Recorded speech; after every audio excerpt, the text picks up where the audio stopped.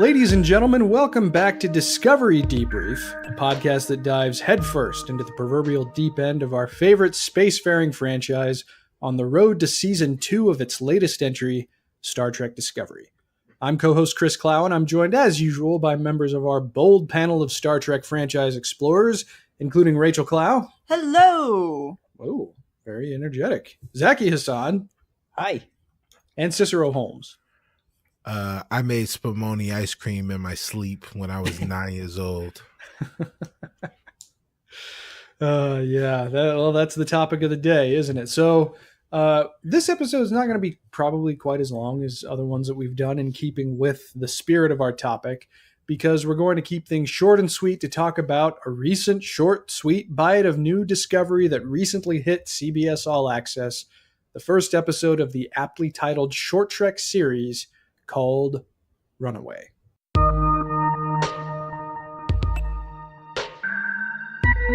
So I think one of the most basic things that we should discuss briefly before we get into the episode discussion itself is just this format. We're in the final few months as we await the full second season of Discovery, and we get to take in several of these sort of bite-sized mini-sodes of the show with some of its major characters to tide us over. So what do you guys think of a format like this ahead of the second season premiere? Rachael? I'm happy with it just because it does something to pass the time. Yeah. All right. A nice little countdown. Yeah. Now I have other thoughts that maybe don't belong in this question. Well, it's fine, but you've consumed, you generally get into more varied TV shows than I do. Is this something that's kind of been done in other shows, or is this kind of unique? Because it's unique to me, but that doesn't mean anything. I can't think of it being done before. Because some shows have had webisodes. I never watched the ones that were dedicated to like Smallville, but I knew that they were there. But yeah, it's pretty new to you too? Yeah, because I wouldn't have watched them if they had webisodes. Okay, because they would always be ridiculous. Go to the Audi website and watch them there. Yeah, I was just thinking, like, they're all commercials for something. Yeah, that's true. It's true. They tie those in very well. Zaki, what do you think of this format? Do you think it adds anything? Do you think it takes something away, or do you fall somewhere else? I don't think it takes anything away, but jury's out for me whether it adds anything. I mean, it's meant to be a space filler, really. It's like, oh, here's something while we wait for, the show to start. So it's almost designed to be non-essential. Mm-hmm. Because they're counting on, the vast majority of the fans probably will not watch it, so it's almost meant to be this thing that if you watch it, hey, cool, but it's not gonna assuming we follow this format exactly with this first one, is it's not gonna have any bearing on anything. So you're kind of like, the 15 minutes ended and I didn't feel like I had spent that time well. I mean, geez, I could have taken a nap and gotten more out of it, That's me. Well, you're chronically tired though, so the thumb might be on the scale. Most choices in life, taking a nap will come up, So that is true. Oh, that's funny. Cicero, what do you think? Do you think do you like this format, or could you do without it? What's your take? Oh man, I loved it. Yeah, Zaki's a curmudgeon. He's a sleepy curmudgeon. Back in my day, we didn't have 15-minute mini treks, and we liked it.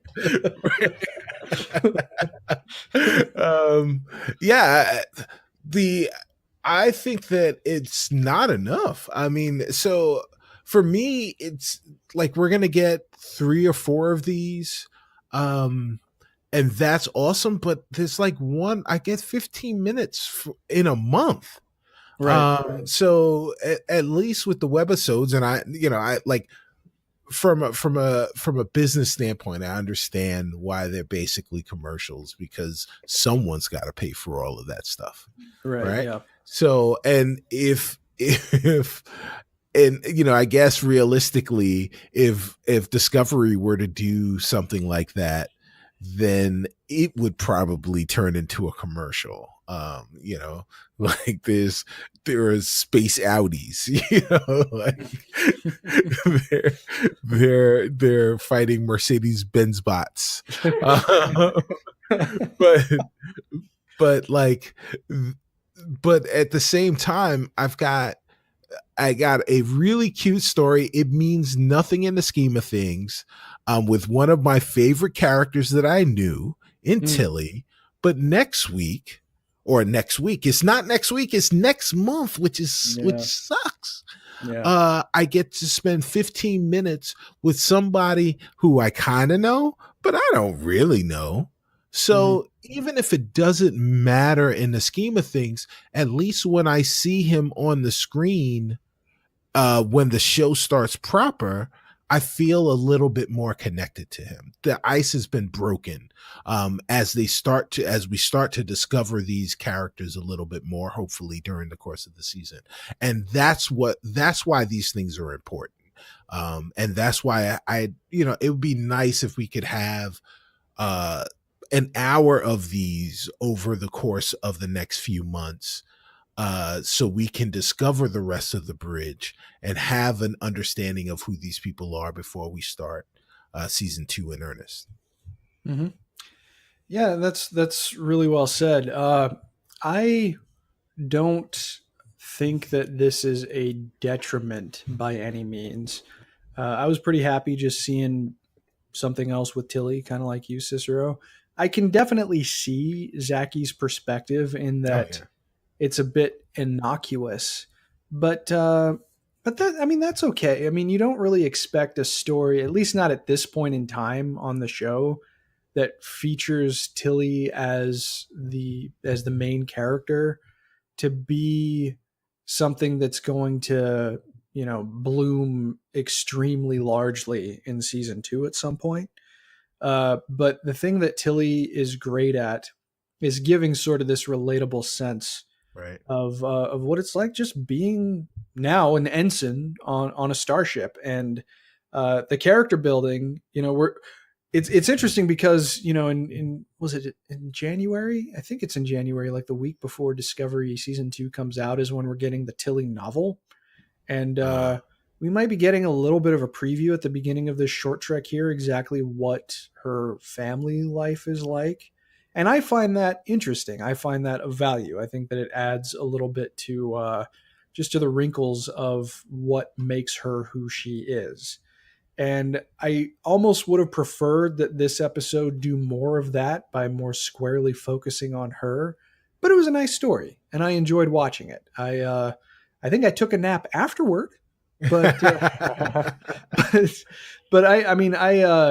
I think that there's definitely value to be had here. I'm not familiar with the character who's going to be leading the second one. Was he on the show before? Yeah. Was he exactly? That's the whole point. So was he the comm officer? Yeah, he was the comm guy. Yeah. Oh, okay. Yeah. I didn't realize that. I thought he was an original character. But either way, we also have a Saru mini-sode to look forward to, and we have a Harry Mudd mini-sode to look forward to. Right. So that stuff, I think it can only go up from here. So I'm intrigued to see what they do next. But yeah, I mean, it's also not something that completely justifies the entire format right out of the gate. But that's, depending on what you wanted, that's okay. So here's a short synopsis. Following a terse discussion with her mother that causes her to retreat into some ill-advised caffeine consumption, now Ensign Sylvia Tilly encounters a young, Zahian?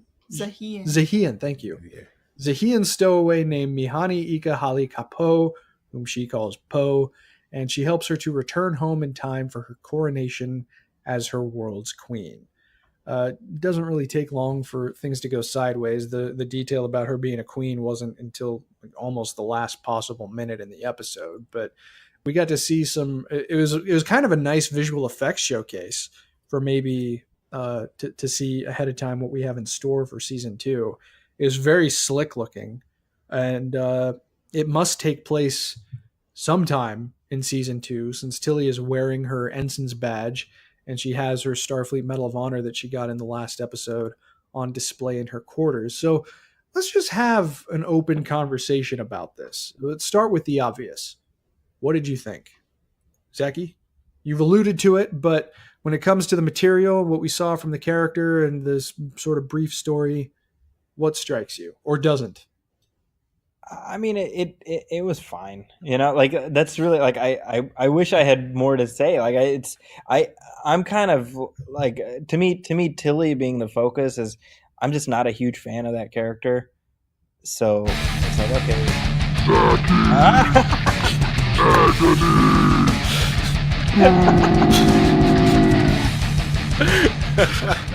I'm being nice too. I'm like, it was fine. Can't get your break. Like it was like cotton candy in my mouth. I mean, it was gone as soon as it ended, and I was like, okay, that's fine, I guess. That's like my capsule review. It's fine, I guess. Okay, all right. Well, it's very very ringing endorsement. Cicero, you seem pretty taken with it. So what are your overall thoughts of it? Well, like it's gonna be weird, but I'm kind of with Zaki on it. It was fun. It was cotton candy. I love Tilly. Tilly to me is cotton candy. And she's sweet, and I look forward to. This is gonna sound weird. Tasting her again. The metaphor's getting weird. It's getting weird. Abort. But yeah. So I mean, it was just an okay thing. It was a short. Like it wasn't that deep. But the idea behind them is what I'm really excited about. That's what I really love. The episodes themselves are. And like I'm really looking forward to the next one because we'll get to learn more about this person that we've seen but we don't know. And then Saru is dope, Saru, and then Harry Mudd. Like, yeah, let's do it. I just wish we got more of the bridge crew. Okay, so I'm doing some digging, and let me see. It's Reese, Dennis, Cole, Ariam, Gant. Was that him? So, Cicero, the character who is going to be in the second one is not the comm officer. Oh, he's not. The comm officer's name is Bryce. The guy that we're going to see, his name is Kraft. And so it is an original character that's going to be showing up. But does that only further? It only furthers my point. Okay, yeah, that's what I was right because I don't know who the people on the bridge are. Mm-hmm. Yeah, they definitely need to fill out those characters a bit more. But see, that's the thing that I'm curious about with the second one, and I know that we're kind of drifting away from the first one here, but a character that we have no idea who he is or how exactly he sort of fits into this wider narrative. Maybe he's someone who's going to show up in season 2 proper, but do you think a format like this is good for introducing a character that you haven't seen before? Would you prefer that be in a primary episode? I mean, what can you do in 15 minutes? So clearly whatever happens in those 13 and a half minutes, really, it's not going to matter in the scheme of things. It'll be great for the people that watch it. It won't matter in anything for the people that don't. Do you think this just struck me? Do you guys think it might, because it looked kind of trippy, right? Right. You think it might be Section 31 related somehow? Ooh. Because I'd be real into that. I'll tell you what. Maybe that's what you want it to be. Well, yeah, clearly, but I'm gonna put some betting odds on that. I'll get back. All right. But so overall, Cicero, you enjoyed what you saw from this first one. Yeah. I mean, it was fun. Why not? Yeah, sure. Rachel. It was fine. I was very confused for most of it. Elaborate. I did not understand all the jibber jabber about my planet is my twin. Jibber jabber. That's exactly what Jibba it was. It was Jibba Jabba. Where's Mr. T when we need him? Oh, pain. Like, how is the planet is the planet her twin? Yes. What did she invent? I didn't. Right. Were they mining dilithium? They were mining dilithium and incubating it. And why is this a thing? Apparently, just the only thing that I picked up from it was that it was significant because no one had done it before. But don't Right. Incubating dilithium, is dilithium a mineral? What does it mean to incubate I it? do not know. What is I'm not a math engineer. So I don't know. But it doesn't even make sense on the most fundamental level. It was just like, here's a character. Let me see. She's gonna say some words. Yeah. She's gonna be like, and then at the end she's gonna be like, I'm a queen. And then Tilly's gonna be like, wow, I really learned from this somehow. G.I. Joe. The way the way that she characterized it was that the creation of a dilithium incubator, regardless of what it is and how it works exactly, she said something about how it was killing the world. And but is that literally or figuratively? She spoke about the not planet. Literally her twin, right? Yeah, I mean, that's the thing that I guess kind of comes to my mind now that you say it, is that so the planet is her twin. They're born at the same time. Right. So how are our parents our parents? And the planet just gained, or the society on the planet just gained warp capability. So Prime Directive no longer applies. They're trying to join the Federation, I assume, which is how she got onto Discovery in the first place. But that's maybe it just needs more. I think it could have used a couple of drafts. A few more drafts of the writing, just personally. Mm-hmm. I mean, I liked seeing Tilly. I liked her little joke about the hormonal space rabbit. That was really that was part, cute. Yeah, in the commissary or that was good. I like that part where she's trying to talk to her and that stuff. That was all punchy like that. But then I don't know. Then I was just horribly confused.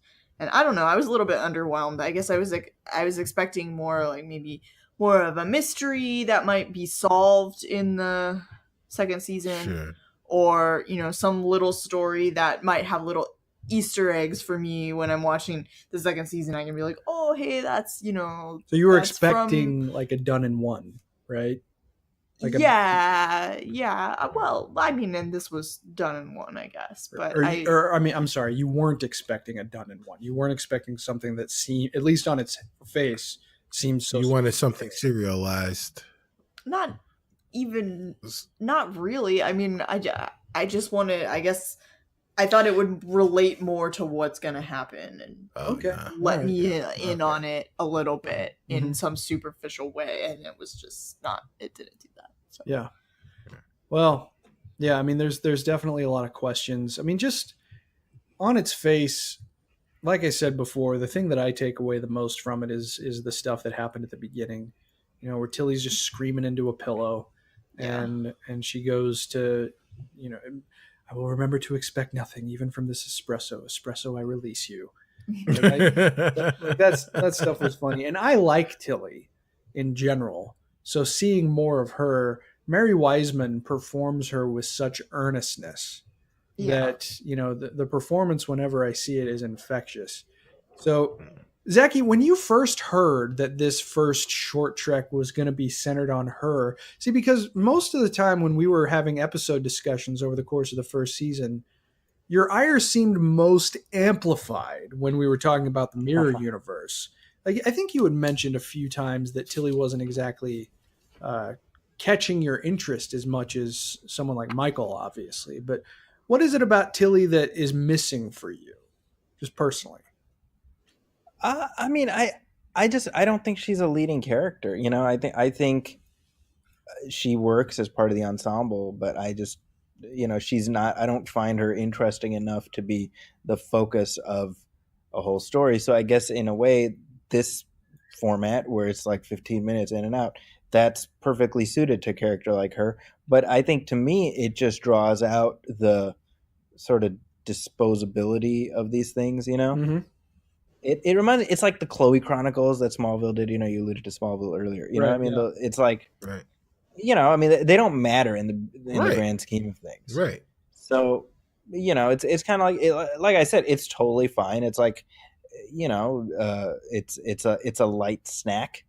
Mhm. Don't expect to be filled by it, but it's, yeah, you know, it's some eye candy to pass the time. But, you know, I wonder if there isn't a better way to make use of this thing that they're doing to make it feel more essential. And I don't know if that's a calculation they can even make, because if it's essential, then it'll be in the episode. Then you say, Right. well, then what is the point of this? Like they need to figure that out, because if you're going to do it, if you're going to do these things, make them matter.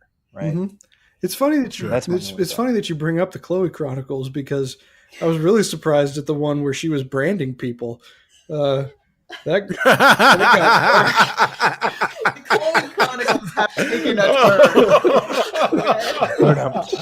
Hi-oh. As soon as you said that, it popped into my head, and I was holding my mouth real tight.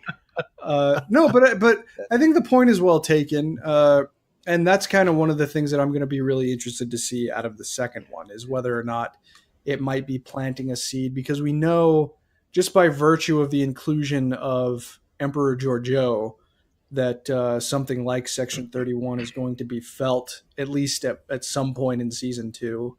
Obviously, I seem to be hedging my bets on Section 31 for the second short, but it could be something totally different, like the return of Ripper, maybe. I'd be into that too, though. But Right. no, I mean, you do want this stuff to matter, especially, you know, if they're going to be devoting resources to this, and we're not going to be able to observe what season 2 has in store for us until the early days of the new year. I would also want them to matter. But Cicero, what do you think about Zaki's perspective on Tilly? Do you agree with what he had to say, or do you have sort of do you let me put it this way? Do you enjoy Tilly as a character in spite of something you might agree with Zaki on, or do you just have a different perspective? Wow, you're really starting to get to know me, Chris, because yes, I do have a fondness for Tilly, despite agreeing with things that Zaki had to say about her. Okay. But what I will say is that to Rachel, you spent too much time focusing on the jibber jabber, because you're 100% correct. It was jibber jabber, right? You got stuff with Tilly, and you got a bunch of jibber jabber that was the vehicle to allow you to hear this little Tilly story. And to Zaki, you miss the point where this actually does matter for those people who watch it, which is you got some key insight into Tilly's familiar relationship, especially her maternal relationship. Mm-hmm. And just how much of a dick her mother is to her. Sure. Like it's just, you're like, wow, you know, and maybe for some of us, we can definitely empathize with Tilly. You know, someone who, in spite of all of this stuff, and in spite of the fact that she is very much a flawed character, she's clearly not as flawed as this person who brought her into the world is trying to imprison her into being. Mm-hmm.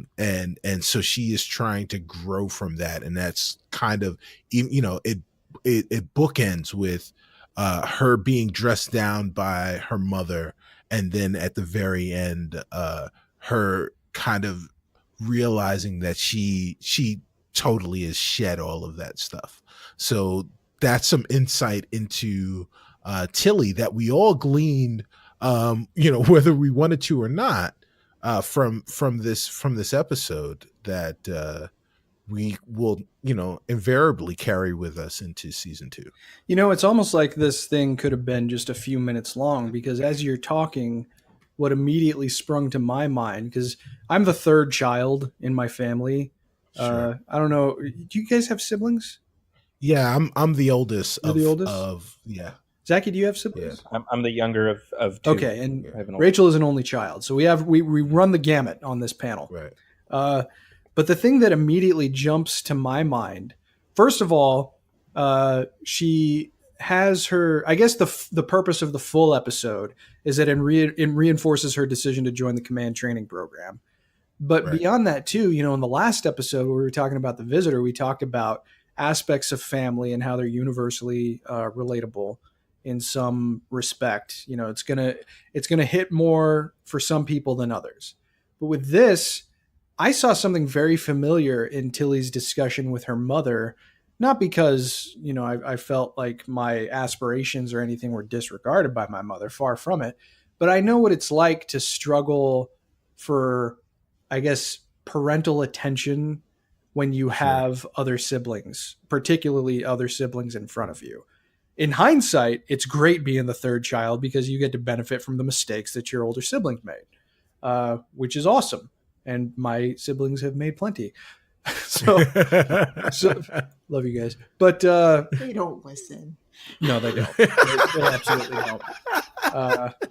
That's another mistake they're making. Exactly. But in the discussion that she had with her mother, I saw something that did speak to me, just in the sense that, it can be tough to, especially if you have a parent. And thankfully, this rarely, if ever, happened to me. It certainly doesn't happen now.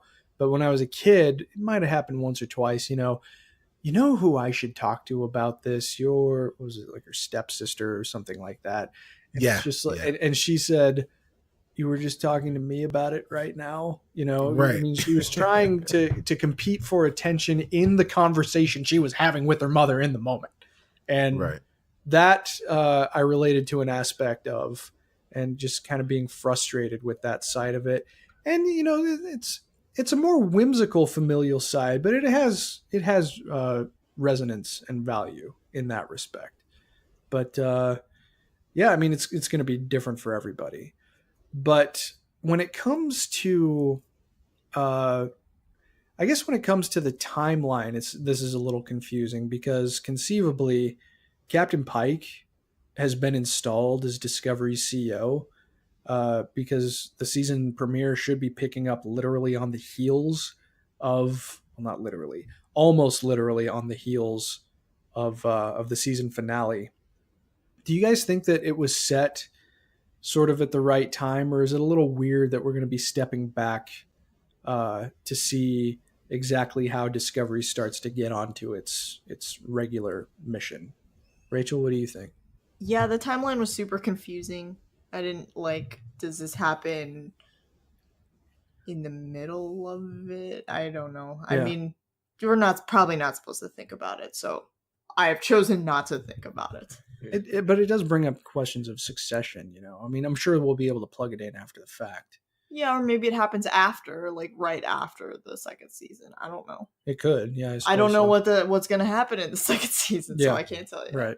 Cicero, what do you think about that? Did they choose an optimal place to put this? So I didn't give it any thought until you started, pondering the question. And I didn't think about it at all. It didn't matter to me. And then I came up with a resolution. All right. So this happens after Pike, becomes the CEO of Discovery. Uh-huh. It's just one of those things that happened in between fifth shift and sixth shift. Sure. On a random, Tuesday in the 23rd century. So sure. Zaki, what do you think in general about kind of telling a story out of sequence? Do you think it's an impediment particularly in a serial format like this? Or does it really matter in the long scheme of things if there's like a clear point where you can actually come up with some kind of chronology? I certainly don't think it's an impediment. I think it's a little thing that adds texture, and these are aimed at like the super fans, Mm-hmm. and they're the ones who will figure out a way to make it fit. Sure. As you said, I'm sure when all is said and done, there will be little hooks built in where you can slot this stuff in. But I mean, these are made by the same people making the show, so they know. One assumes anyway that they have it mapped out to some Really, degree, I would bet on any organizational skill of a Star Trek writer's room in comparison to almost any other writer's room. So yeah, I agree with Very you. true. Very true. Yeah. So yeah, I mean, I'm down. Like I said, I definitely don't think it's an impediment. I think they should feel free to do more of this stuff. Just kind of drop us at various points in time. So then, kind of going back to the format question, then you see how this could be beneficial in sort of building out the world a little bit more. Yeah, I mean, I would be more interested. Like, I get that they're beholden to the sets that are already built and whatever, and they don't want to spend a king's ransom on getting these things made. So to some extent, we're boxed in as far as the type of stuff they can do. But I'd be more interested in like 15 minutes where we're like, hey, here's what's going on at Starfleet headquarters during this era of Star Trek. Let's spend 15 minutes because that's something that the mothership show won't have time to do. Like, I'd be more interested in that. Sure. Yeah, I can see that. You know what this kind of reminds me of, and I've brought it up before because there have been so few media efforts like it in the years since. But 15 years ago, when The Matrix ruled the world, they put out a video game. Yeah, they put out the video game the same day that The Matrix Reloaded hit theaters. That was kind of a side story. And the shame about that in the years since is that even though they actually shot footage, a significant portion of the story that was told was in the game engine, and they haven't told that story in any other way. So, 20 years even from now, if someone is deciding to take in the full Matrix story that the Wachowskis came up with, they can't really do that because a piece is going to be is always going to be missing unless you've got retro video game hardware. 40 years after the original Xbox came out or something like that. No, I mean, Chris, that's actually a great point because that's what I was actually thinking of as we were discussing this. This is the problem of making stuff that's peripheral to the main story that's still essential to the main story. Because, I mean, when we look at the Matrix saga in its totality, yes, it's the 3 films, but it's also the video game stuff. It's also the Animatrix. Yeah. And you sort of have to go through all of those side things to get what I consider as a fan of all 3 of those films a fulfilling sort of beneficial experience. Absolutely. And that's the problem is you tell people that they'd be like, oh, you got to watch this and this. They'll be like, well, screw that, right? Yeah. So people like. But oh, sorry, Cicero, please. Oh yeah, no. I completely understand both of you guys' points, but one thing that you're forgetting about this, Zaki, is that all of the material for Discovery is in the same place on the subscription service that you pay for. This is actually a good point because one of our listeners, Rob O'Connor, who lives in Ireland, does not have access to these short treks right now. Because it's on Netflix. Exactly. He posted a comment on our Facebook page and asked J'accuse. Yes. But if you're in the United States. Conceivably, because Netflix, the UI for Netflix has a mechanism to see like trailers and stuff that are related to a show that you can pull up. But it's odd to me that one of the co-financiers of Discovery in Netflix has not made this available to other regions. Maybe they'll, dump them all at the same time. But are they financing season 2? They were financing season 1. I believe that the deal is continuing. I don't know that for sure, but I was led to believe that from looking at the results of like a conference call. Because that's one of the things that makes it profitable is that CBS's financing or their overhead for creating Discovery is mitigated because of the deal of that they have with Netflix. Okay. But it's still strange, though, that someone like Rob, who is one of the single most dedicated Star Trek fans that I know of in my, internet friends circle does not have the ability to at least legally watch this short trek. That's odd, but I'm sure that they have some kind of a plan for it. But Zaki, you brought up a good point though, because, I remember breaking kind of pretty hard with most of my contemporaries walking out of the theater for the Matrix Revolutions, because I put in the time to take in that extra material, which is pretty important for because everything funnels into Revolutions, and it became for me a far more satisfying conclusion than someone, I guess, that just jumps from Reloaded to Revolutions. But that ancillary material is absolutely important. And I wonder if the short treks are going to follow a similar trek. God, I hope not. Right. Okay, please. They should be Easter eggs where you're rewarded for having watched them, but inessential to understanding the main thing. Because the whole thing with the animatrix and I didn't understand anything that was going on in the Matrix Revolution. And like, I don't know. My heart is breaking right now. You guys can't hear it. I'm sorry. His face is so sad.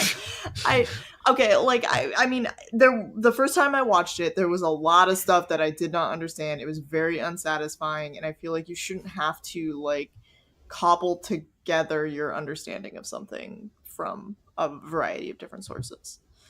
If those extra or those more ancillary stories are more accessible, though, does that make a difference? Not really. Because the stuff for the Matrix, your main stuff should be able to stand on its own in a satisfying manner. But you see the shared universe is beneficial to Star Trek. Yeah, but you can watch any individual series and still enjoy it. Yeah. And people start with all different. People start with Voyager. People start with TOS. Like, it's... Yeah, but don't you feel like you get inherently more out of all the shows because you know about all of the shows? Yes. I get Rachel's point. Yes, but you don't need them to get full enjoyment. I don't know. Okay.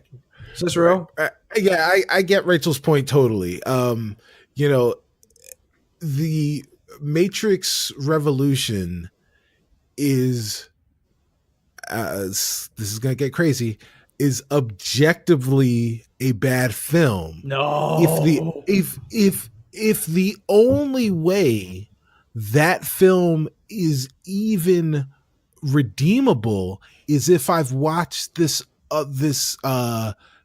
ancillary stuff that's on the side that I can't, that I'd never seen and wouldn't be expected to see because it's not the main thing. It's not the thing that I know you for. But that's exactly my point, though, is that I don't think that The Matrix Revolutions on its own is a bad movie if you take that stuff out. I just think that stuff enriches its power as a conclusion to a wider story.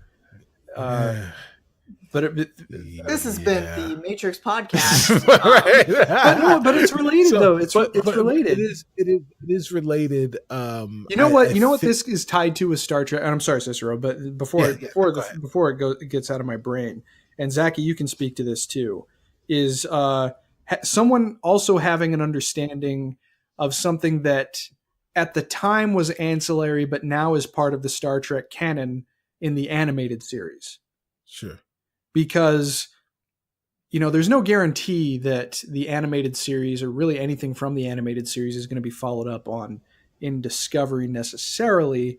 But for those that take advantage of some of the keel plating that was laid, so to speak, in the animated series, it becomes a more enriching experience at the risk of leaving the uninitiated out in the cold. And they never want to do that. So there is... So is that risk worth it, I guess, is my question.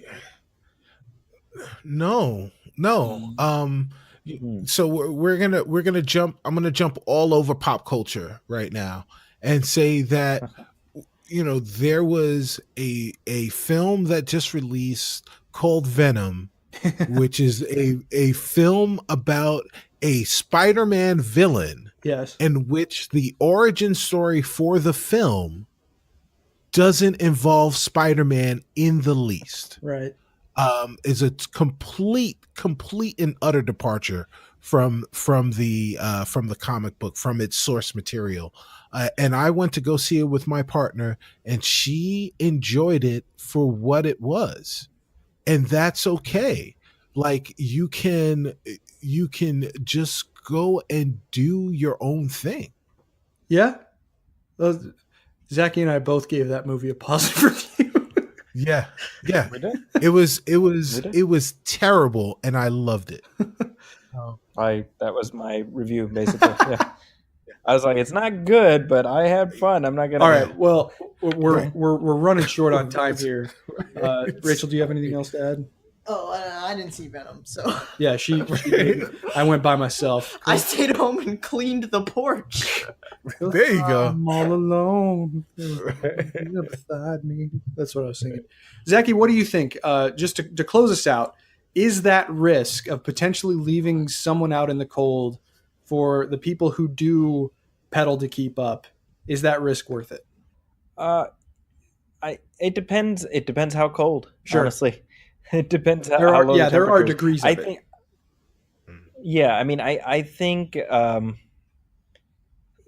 it's. I mean, I'm sort of talking all over myself here, because on the one hand, my critique of this was that it just felt very, very unessential. But then again, it's like, well, how essential do you want to make this thing that's sort of engineered to not be essential? And what I would say, just tying things back to a conversation we were having on our previous episode about the Star Trek comics that DC put out in the 80s, and these were set contiguously with the films that were coming out at the time, so they were in essence filling in the continuity between the movies.